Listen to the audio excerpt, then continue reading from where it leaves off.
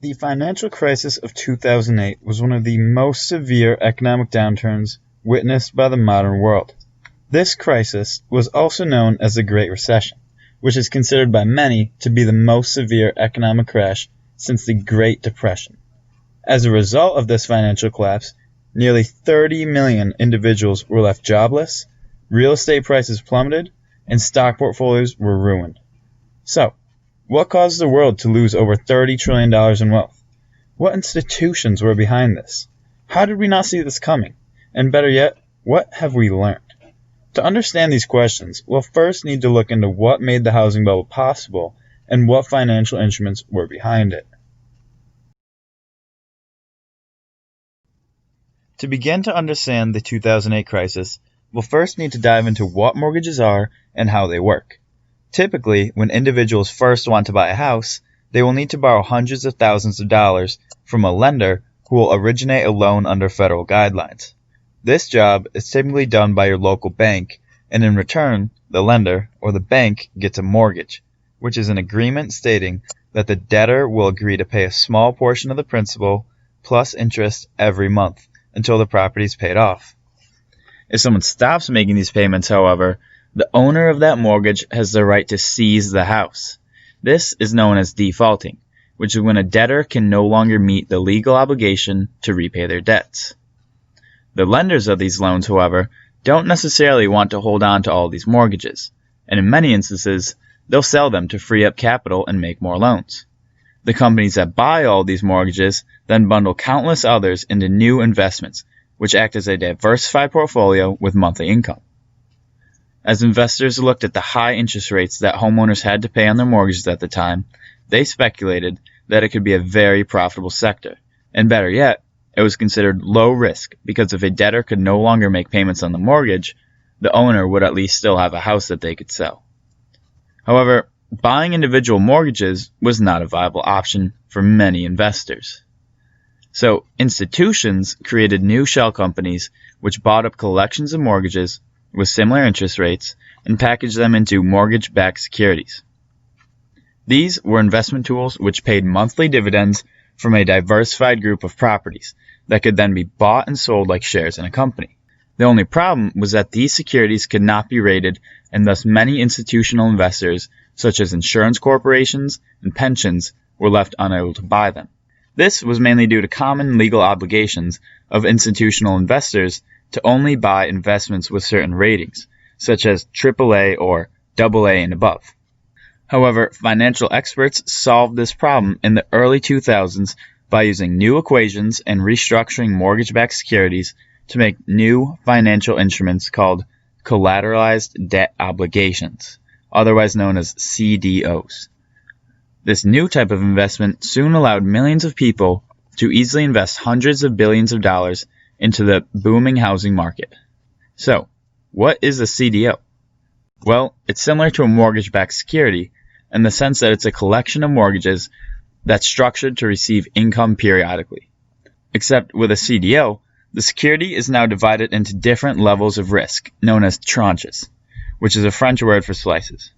Now, tranches are structured so that the highest rated tranche gets paid first, and from there, the middle tranche will then get paid, and lastly, the lowest tier tranche gets paid. Think of it like a bottle of champagne filling up a pyramid of champagne glasses. Every month when the champagne bottle of mortgage payments pops, the champagne glasses at the top, or the highest level tranche, will fill up. And as the higher glasses fill, they pour into the glasses to tranches below them. With a payment structure like this, ratings agencies were newly able to evaluate each tranche's risk and return to create a rating for each tranche. However, using these new investment structures under lax regulation in the early 2000s, institutions started creating synthetic CDOs, which can be attributed as one of the main reasons for the wealth bubble riding on the housing market. These synthetic CDOs were new CDOs made up of other tranches with new risks and ratings. Another term for this investment is a CDO squared, which is due to its derived value coming from another CDO, or many. This is like someone making a bet on a bet, which inflates the value of the original bet.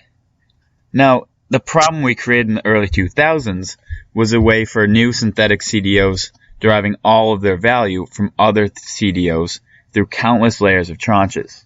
And through this, the housing market further became a bubble as investments derived almost all of their value from other investments.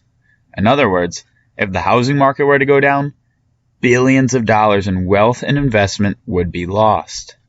The last thing to understand about how we got to the point of failure is understanding the role of the National Mortgage Association, commonly known as Fannie Mae. In the late 90s, they set their sights on making home loans available for low credit individuals. Many people were offered flexible loans which they could not afford and were likely to default on.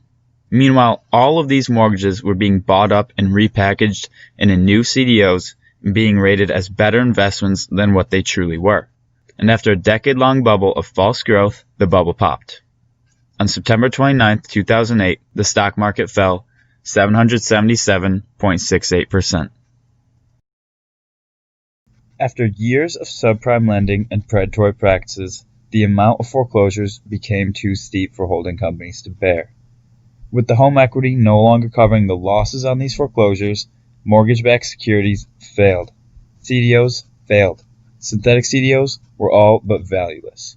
And at the same time, millions of Americans were losing their homes, retirement funds, and savings.